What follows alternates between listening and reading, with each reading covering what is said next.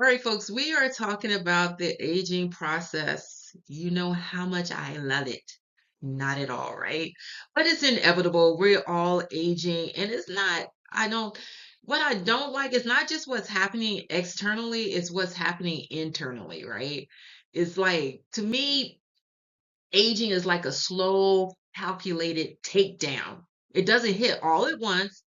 It strips us down piece by piece. Our muscles start to shrink. Our bone density fades. We talked about the osteopenia and osteoporosis. Our reflexes dull. Sarcopenia happens, which is the loss of the muscle mass, which starts creeping in around 25, 30. It all depends on the individual and their lifestyle factors.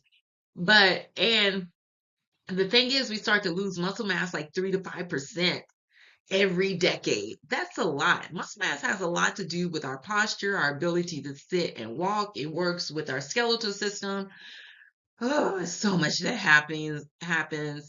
Um, what else happens? Our nervous system starts to slow down. We talked about the central nervous system. There's various aspects of the nervous system, but the central nervous system, if you don't remember anything, remember that works with your spinal cord and your brain. So it helps with everything that we basically do. Central nervous system, that's our central area where all the information is processed. Okay. So that starts to decline. Our metabolism starts to shift to conserve rather than burn.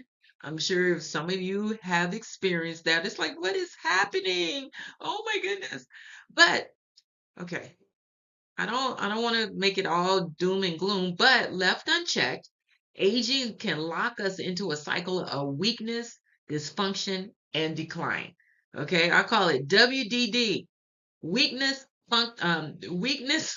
dysfunction, and decline. I don't like the aging process. Okay, but anyway, but it doesn't have to be a life sentence. Where I'm about to go. Am I about to talk about strength training? You thought I was about to say something else. But when we strength train, it's the key to breaking free. When we lift weights, we're telling our body to keep muscle instead of declining. All right. We're never going to be able to catch up to a certain level to where we'll never decline. That's happening daily. But when you do strength train, you are able to keep more muscle, keep your muscles stronger. Your muscle fibers aren't getting atrophy is not happening as rapidly. Okay. So, and also when we do some impact and resistance training, it keeps our bones from thinning. It helps with that bone remodeling process to where that osteopenia is not happening as quickly. And if you happen to have osteoporosis, it's not going to affect you as if you didn't work out or have some type of resistance training. And you have to train your reflexes. It keeps your nervous system sharp. Like we talked about the central nervous system, it keeps your brain sharp. It keeps you from, it keeps you, you have the ability, my brain, you'll have the ability to problem solve for that critical thinking. How it just starts to slow down as we age because your brain is starting to, here's the word again, atrophy, just gets smaller.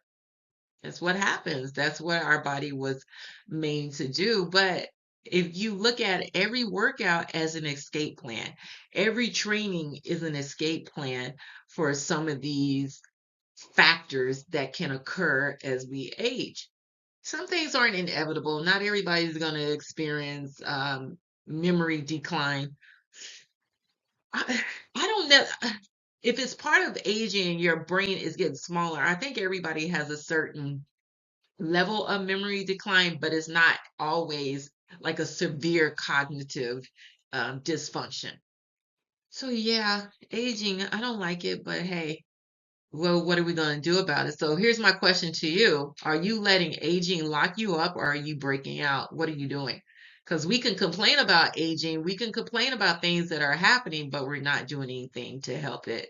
And we may think, well, exercising is not going to help. Yeah, it's a science. It does help, but you have to be consistent. It has to be repetitive and it has to be intentional. All right, folks, we'll talk about our next subject